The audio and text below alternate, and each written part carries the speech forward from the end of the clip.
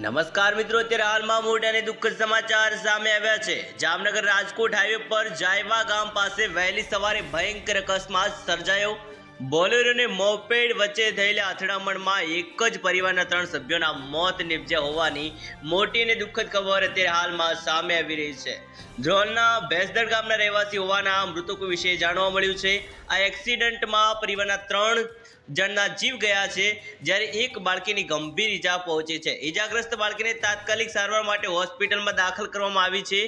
આ ઘટનાએ સમગ્ર વિસ્તારમાં શોકની લાગણી ફેલાવી દીધી છે। દુર્ઘટનાની જાણ થતાં જ 108 એમ્બ્યુલન્સ અને પોલીસ કાફલો ઘટના સ્થળ પર પહોંચ્યો હતો।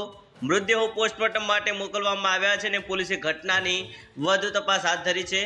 અકસ્માતને કારણે હાઈવે પર સર્જાયેલી ટ્રાફિક જામની સ્થિતિ સર્જાઈ હતી, તો સ્થાનિક લોકો ઘટના સ્થળે ભેગા થયા હતા અને પોલીસની કામગીરી બાદ ટ્રાફિક ફરીથી રાબેતા મુજબ ચાલુ કરવામાં આવ્યો હતો।